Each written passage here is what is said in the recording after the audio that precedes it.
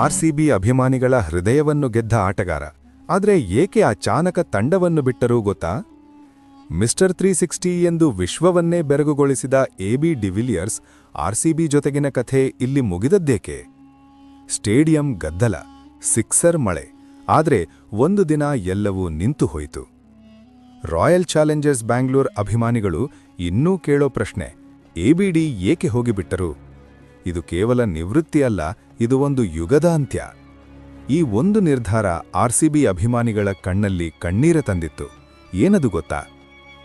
AB de Villiers ಅಂದ್ರೆ ಏಬ್ರಹಾನ್ Benjamin de Villiers ದಕ್ಷಿಣ ಆಫ್ರಿಕಾದ ಮಾಜಿ ಕ್ರಿಕೆಟಿಗ. ಇವರು ತಮ್ಮ 360 ಡಿಗ್ರಿ ಬ್ಯಾಟಿಂಗ್ ಶೈಲಿಗೆ ವಿಶ್ವಪ್ರಸಿದ್ಧರು. ಫೆಬ್ರವರಿ 17, 1984ರಂದು ಜನಿಸಿದ ಇವರು ಐಪಿಎಲ್ನಲ್ಲಿ ಆರ್ಸಿಬಿ ತಂಡದ ಪ್ರಮುಖ ಆಟಗಾರರಾಗಿ ಅಪಾರ ಅಭಿಮಾನಿಗಳನ್ನು ಹೊಂದಿದ್ದಾರೆ.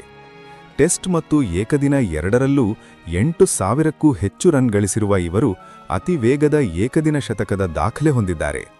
ಎಬಿ ಡಿವಿಲಿಯರ್ಸ್ ಬಗ್ಗೆ ಪ್ರಮುಖ ಮಾಹಿತಿ. ಮೂಲ: ದಕ್ಷಿಣ ಆಫ್ರಿಕಾದ ಪ್ರಿಟೋರಿಯಾದಲ್ಲಿ ಜನನ. ಹೆಸರು ಮಿಸ್ಟರ್ 360 ಎಂದು ಜನಪ್ರಿಯ.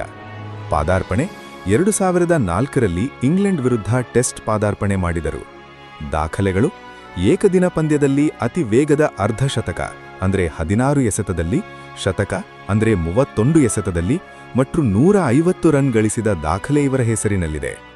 ಆರ್ಸಿಬಿ ಪಯಣ: ಐಪಿಎಲ್ನಲ್ಲಿ ದೀರ್ಘಕಾಲ ರಾಯಲ್ ಚಾಲೆಂಜರ್ಸ್ ಬ್ಯಾಂಗ್ಳೂರ್ ತಂಡದ ಪರವಾಗಿ ಆಡಿ ವಿರಾಟ್ ಕೊಹ್ಲಿ ಅವರ ಜೊತೆಗೆ ಉತ್ತಮ ಬಾಂಧವ್ಯ ಹೊಂದಿದ್ದರು. ನಿವೃತ್ತಿ: 2018ರಲ್ಲಿ ಅಂತಾರಾಷ್ಟ್ರೀಯ ಕ್ರಿಕೆಟ್ಗೆ ಮತ್ತು ನಂತರ ಐಪಿಎಲ್ಗೆ ನಿವೃತ್ತಿ ಘೋಷಿಸಿದರು. ಬಹುಮುಖ ಪ್ರತಿಭೆ.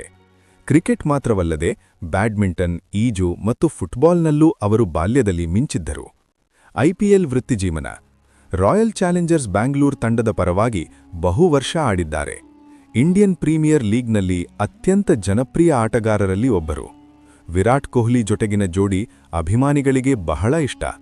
ಸಂಕ್ಷಿಪ್ತವಾಗಿ ಹೇಳುವುದಾದರೆ, ಎಬಿ ಡಿವಿಲಿಯರ್ಸ್ ಅವರು ಕೇವಲ ಒಬ್ಬ ಕ್ರಿಕೆಟಿಗರಲ್ಲ, ಅವರು ಕ್ರಿಕೆಟ್ನ ಶೈಲಿಯನ್ನು ಬದಲಿಸಿದ ಆಟಗಾರ.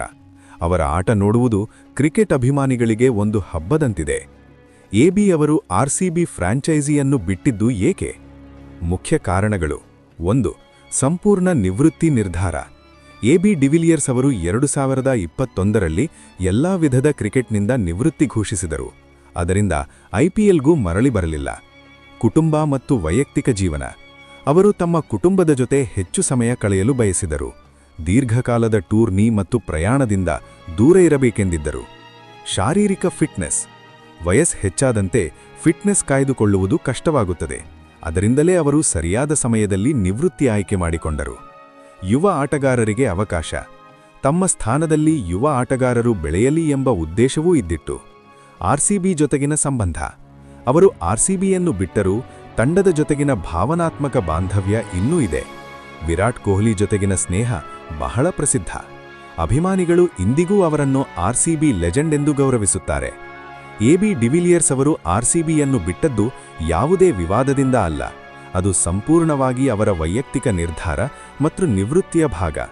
ಅವರು ಮೈದಾನದಿಂದ ದೂರಾದರೂ ಅಭಿಮಾನಿಗಳ ಹೃದಯದಿಂದ ಎಂದಿಗೂ ದೂರವಾಗಲಿಲ್ಲ.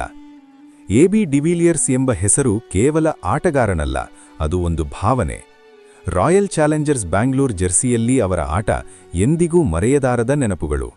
ಅವರು ಹೋಗಿಬಿಟ್ಟರು, ಆದರೆ ಅವರ ಆಟದ ಜಾದು ಇನ್ನೂ ನಮ್ಮ ಮನಸ್ಸಿನಲ್ಲಿ ಜೀವಂತವಿದೆ. ಲೆಜೆಂಡ್ಸ್ ಮೈದಾನ ಬಿಟ್ಟರೂ ಅವರ ಕಥೆಗಳು ಎಂದಿಗೂ ಮುಗಿಯೋದಿಲ್ಲ. ಎಬಿಡಿ ಇಲ್ಲದ ಆರ್ಸಿಬಿ ಇದೆ, ಆದರೆ ಪೂರ್ಣವಾಗಿಲ್ಲ.